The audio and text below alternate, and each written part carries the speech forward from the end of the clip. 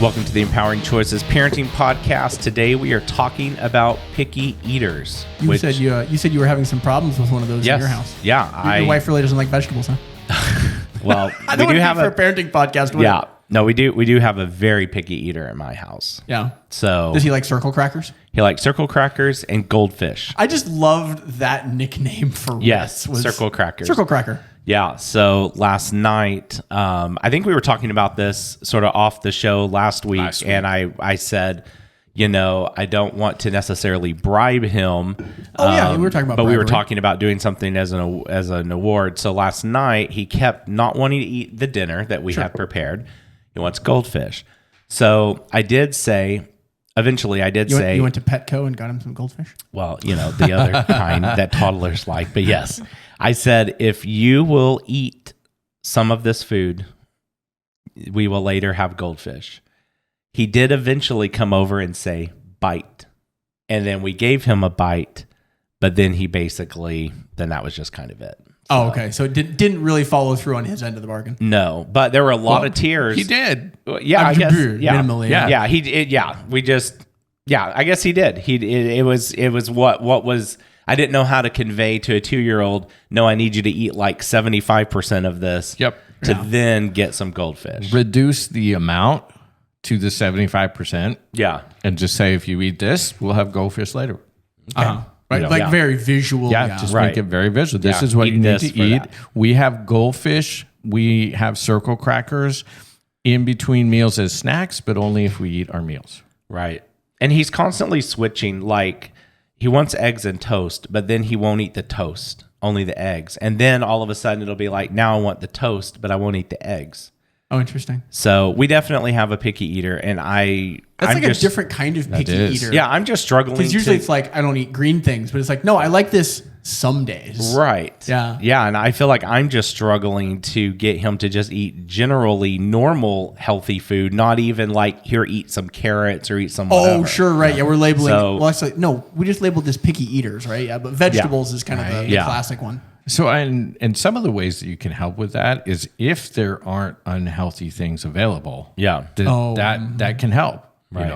If you just have, those pieces out there. Yeah. When we did Proctor Care, we had boys and they would have their own, drawers that they would have their snack things, and they'd have certain times they could go to their drawer. Right. And other than that, I mean, they're constantly hungry. And my wife's like, well, what are we going to do with this? I mean, are just going to they get to go back to their drawer and get more and more crap. And I'm like, nope. Because their drawer was by definition mostly junk food. It's candy, and I totally get that. And she goes, well, what are you going to do? I'm like, oh, it's simple. We're going to have a vegetable tray on the counter all the time. And she's like, and what? And you can come through and get whatever you want. Mm-hmm. And she's like, you're just going to let free range vegetables. I'm like, yes. Yeah, and if it's carrots, please go celery, nuts. Right. Cauliflower, Barkley. How did I get Barkley? Charles Barkley is now in my vegetable tray. Wow. That's what grows on a tree. Right. And it's a tree vegetable. Barkley at the house. Okay. That'd be awesome. But no, the little tomatoes, all pea pods. So your wife was expressing this like, you're going to let them eat as much as they want. And you're like, of that? Yeah. Well, and she's like, how are you going to get them to do it? I'm like, that part's the easiest part because we have this thing called mirror neurons. See, this is where we get to use our training, and put it actively in there. So it's going to be there and the ranch is going to be in the middle. Oh, see, that's probably going to entice things. Yes. The ranch and they're going, see, yeah. And she's like, and the ranch too, but the ranch isn't good. I'm like, they're not coming up with a straw. To the ranch. Yeah. Okay. We're not putting a straw in the ranch. We're not doing that. And so they're going to see me go through the house and pick and dip and go. Mm-hmm. And then the mirror neurons are going to kick in and it's going to be there. Before they know it, they're going to be picking, dipping, and going. Yeah. And so a couple days later, they're like picking, dipping, and going. And about 3 weeks later, somebody comes up to me like late morning and goes, hey, you going to fill that vegetable tray again? I'm like, because that day you'd forgotten. No, it was out there at like 9:00 in the morning Okay. full. Oh, Yeah. And I'm like, oh, this is a part we hadn't gotten to yet. You're I'm eating more vegetables right? than I put out. Yeah, they're like, yeah, I mean, this is really, really good. Some of them weren't even going to their snack trays at the times. They were like, no, I just want the more carrots and ranch and stuff. Can I do that? I'm like, The amount of vegetables that you can consume when dipped in ranch, it increases. yep, it does. That was my wife's comment the other day of like, yeah, they ate a lot of vegetables. There was a lot of ranch consumed, but we're okay with that. Right, because they weren't doing it unreasonably. Like when I went to my kid's school, when he was in grade school, and I've told Lucas this before, but kids would come by with their tray as they were bringing it back to be able to, sit there and have lunch. Yeah. And all I saw was the rectangular part where you put the main course, and it had that much ranch. Just a lake. I literally don't know if there's anything under there. And I asked one of the teachers, is there anything actually under the ranch? And they said, we don't know. Well, the fact that you didn't know at all, because the answer was probably no, but then you also were unaware, which is a different problem. Right. Well, and I would assume, because they had pizza, that they just put it in a lake of ranch, but they're like, no, we really don't know if there's ranch in there or if there's anything under If there's anything under the ranch. And I'm like, well, that's fascinating. Right. Like And you said, with a straw, right? Right. Well, and they said to us, your kid is the only kid who takes salad, vegetables, fruit. He has such a well-balanced diet. The only one. In a school of hundreds? Yep. Hundreds. Yep. And they said, how did you do it? I'm like, how are you asking me this question? They didn't know. You all have kids. They didn't know. And I'm like, it's very simple. This is how we eat at home. Right. And they sat there and went, Oh. this is how you eat at home. Mm-hmm. I think I missed that one. Mm-hmm. And I'm like, oh my gosh. Okay. Right. So dealing with a picky eater, because, my parents were really on top of this. And one of the things that they would do, because there's rules, a house has rules. Right. And so we had, because I grew up when you had the 4 basic food groups. They had Beans, to be bacon, whiskey, and lard. They missed the whiskey. Wow. I was too young for the whiskey, but yes. Sounds like a good campfire. Josh is just like stunned. Just like, Wow, where did that come from? Have you ever seen the movie Atlantis? No. It's the cook. Okay. Yeah. Got the 4 basic food groups. Beans, bacon, Right. whiskey, and lard. We had 4 basic food groups on our plate all the time. And in addition. So for clarity, Yes. what were they? So you had what? A bread, you had a meat. Okay. You had a vegetable, you had a fruit. I think those are our 4. I mean, it's been so long. There's so many controversies Yep. around the food pyramid. Yep. Some people add dairy as a food group, but that's why I asked. Yeah, so that was the basic food pyramid at that time, and I think dairy was in there with one of those. But you're talking like protein. Yep. Protein, Yep. starch, vegetable, and a fruit. And fruit. There you go. Now they also included a 5th food group on their own.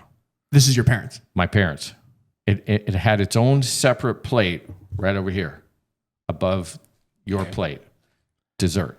Okay, well, sure. You see. So that was like the classic food pyramid literally is like set up that way. Yeah, desserts at the little square at the top. Right. And so the dessert was great. My mom was a wonderful baker, wonderful cook. My dad taught her how to cook. He's an even better cook, but he was not a baker.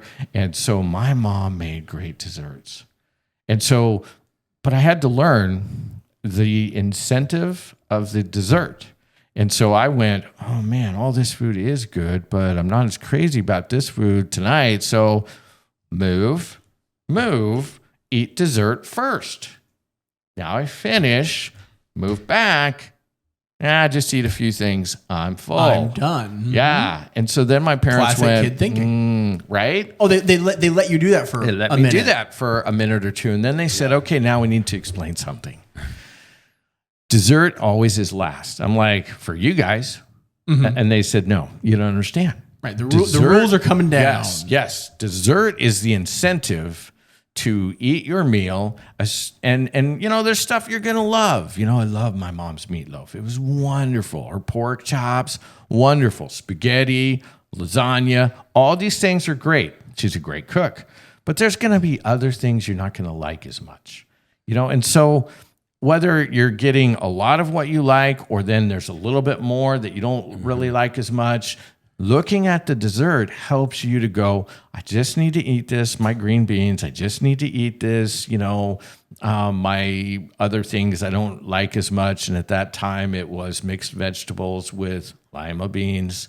Lima beans were your favorite. Oh my gosh, I hate lima beans. Okay, and so they were like, this helps you with the incentive to be able to eat the meal on your plate. Because their other rule they had is everything that came to the table, you could choose different things, but you had to have the 4 food groups. And if there was something new, you had to try a little. Oh, that's kind of a picky eater element of like, how do you expand exactly. from circle cracker and fishy crackers to anything else? When your parents like baked squash, you're screwed. I get the impression that was right up there with lima beans. It tasted much better than lima beans, but it's mushy. Oh, okay. I see. That was a problem. So their rule of try a little meant I could take just a little, right, like a bite, and put it there, and then I could just slowly go after that, looking at my dessert, going, "Oh my gosh, okay, just push through a little more. Okay, one more thing. Okay, done." And then I could go for the dessert once I fully washed my mouth out, whatever liquid I had. Was the try a new food, was it like every time there was baked squash on the table, even though you'd had it before, every meal, was it had to try it again? That is a wonderful question. And here's what my parents would put into play. We understood that the last time you tried it, it didn't hit your taste buds. It just didn't.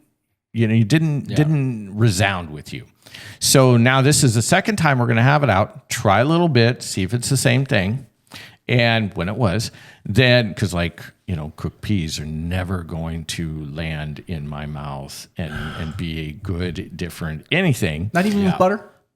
I don't like peas either. Only with butter if I'm giving them to the dog. Now, It just, that was their thing, though. Let's try it again. Okay. So you're talking like 2. Yep. And then 8 months later, funny. it would come out again and just, let's try it again. Like it's been a while. Yeah. Let's see if this really, because a part of the human child is it's continuing to grow. Well, I know that like the things that I didn't like as a child are some of the things that I enjoy now as an adult. I don't remember when that transition happened, but like you're saying, well, I mean, children change. Yes. All the time. Exactly. And human beings change. And so they were trying to work with that human psychology component there. But then we came to this other part where it was, because I know my mom had talked to my grandma. My grandma was a fabulous cook. And she used to cook, on a 5,000 acre ranch. They had like 3 meals of cowboys, at times. It was a lot. It was like Yellowstone, the show in a lot of different ways. And she was a fabulous cook. And my mom was complaining one time to her that because my brother was a little more picky eater. And I was like, wait, if he's getting away with picky eating, does that mean I can make and shape my own menu? Right. And so my mom was bringing that up to my grandma. And my grandma said, no. She goes, I don't deal, there's no such thing as a picky eater. She goes, let me tell you the secret. Use spices. Well, that is an important, that's everything kind of you do, approach. She said, use spices. Make their own noses fight them. And my mom was like, okay, I can do this. And there's exceptions, to things like that. Yeah, that is true. Like if you take green beans and you cook them with a little bit of chicken broth. Okay. Now we're talking. Yeah, that makes for a much better green bean. Even right now, that makes me go, I'd like to try that green bean. 100%. I'm like, wait. And I've not tried them that way. I don't not like green beans per se, but it's green beans for me is something you need to eat warm. And so it's always the first thing I'm going to kind of scarf down. But if it's got more of a taste to it. Yeah. And I always liked green beans, but I had somebody's green beans once that were amazing. And I said, what did you do to those? And they said, we put some chicken broth in there and a little bit of onion and it, Well, see, and that's the thing is that experimenting with that and doing that. Because when we had Proctor kids, we had kids that would come in And from their other houses, they were so used to fast food. Yeah. That, I mean, I'll never forget, because one boy, I just call him Billy, he came into the kitchen. He's like, so what's for dinner? And I'm like, well, I'm just starting. Right, I'm cooking. And he goes, okay, great. We're doing Arby's tonight, or is it going to be KFC? Yeah. Or, ooh, how about some McDonald's? I haven't done that in a while. Yeah. And he's like listing these off, and I'm like, Billy, we're not doing any of those. I'm not doing any of those. He goes, oh, okay, something I haven't thought of yet. Is it a surprise? Is it coming soon? I mean, he was like at the door ready to receive it, you know, and I said, no, we're not doing that. He goes, he walked over to me, and I'm standing at the stove. Right. And I just put the hamburger in the skillet. And he goes, well, what are we doing? And then he looked down and goes, what's that crap? I said, that crap is dinner. Nice. And he goes, not for me, it's not. And he walked off. Wow. And I went, oh, Grandma, this is going to be fun. And so then, because spaghetti was the idea. And that's where you were headed. That's where I was headed. Yeah. And so, man, I start browning that meat. And because my wife would come through, she's like, what are you going to do with that? I'm like, we're going to go with Grandma's advice. Yeah. She goes, you think that'll work? I said, the spices. She goes, okay, but you got to let me be a part of this now. Because she's good. She had her own. We eat her basically created spaghetti sauce. My wife's, you know, and so she's like, okay, I'll list out the spices. We got this. And so I'm browning the meat, and then she comes in. We put these spices in. We get this thing going. You know, you put in the different layers of the different things. All of a sudden, that Billy's coming back in. He's like, what? He gets to the center of the kitchen. He's like, what is that smell? He was almost confused. He was very confused. He walks over and he looks down and he goes, what is that? And I said, that's the crap you're not eating for dinner. Absolutely. And he goes, I want that for dinner. I'm like, no, dude, you get peanut butter and jelly tonight. And he goes, really? I'm like, no. Nice.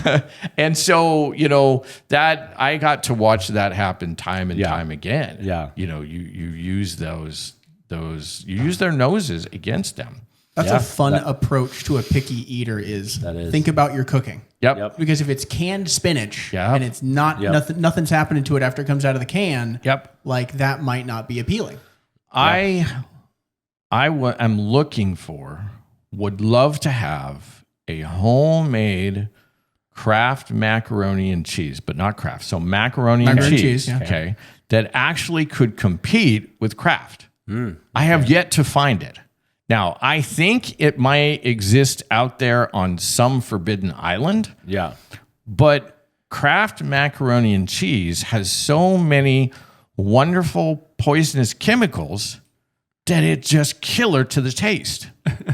And so it's hard to compete with that which is or chemically created in a laboratory. Sure. Yeah. You may not want to let's not make this battle so hard. Yep. In other words, don't have that stuff. Yeah. You know. Well, I was going to say, like, in my opinion, I don't like Kraft macaroni and cheese as much as I like something that I've made myself because of how I grew up. Yep. I didn't ever have blue box mac and cheese, like ever. Right. And so I taste it and I go, that tastes funny. Well, I mean, if you can make a good mac and cheese, I'll try it. But, you know. Oh, it's not complicated. You just douse it. And I mean, there's a lot of cheese involved, let me tell you. All right. Everybody says that. Nobody has been able to do it in a way that compete. Now, I love that Kraft macaroni and cheese. Okay. Yeah. Well, did you grow up on it, though? I grew up with it in there. And anytime my parents did try to do that, I was the one that went, nope, this ain't going to work. You know, and that's just a piece that might not be there for me. You know, and so as you're in with it, we'll come back to the picky eater. My parents would always say, you have to eat, you have to try everything that's on your plate. And they kind of had in their minds, there's like a 60% ratio we're going for here. Yeah. Because you have to get some of the vegetables, some of the fruit. You can't do 60% and get to your dessert. You can't do it. They did try to look out for what do we just not like. Yeah. I don't like cooked peas. I don't like the mixed vegetables. I don't know if we have time to go into the story about the lima beans. That might be we might have to save that. And when they did figure that out, for the most part, that was a pretty good deal. There's a lot of other vegetables besides lima beans. And my mom would cook because my mom and dad loved lima beans. I still don't understand it. Them and cooked squash, huh? Yep. And so they would add in things that they knew I enjoyed and would eat. Because I'm going to eat all the cream corn you can put in front of me. Okay. I'm going to eat all the corn you can put in front of me. And I definitely know that do the cream green corn ones. ends up in some lists of people of like, Yep, exactly. but you gotta know your kid. Yep, you got to know your kid. So that's a big part of being a picky eater. You got to know your kid. Okay. Well, I think I take from this that I want Lucas to bring his Mac and competition cheese.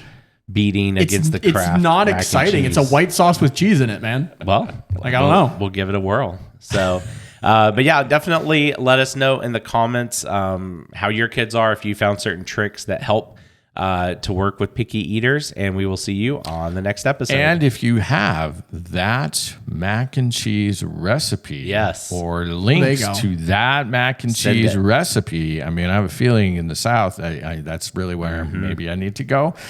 Link it, add it, put it, love it. Send it to us. Try it. All right. We'll see you on the next show.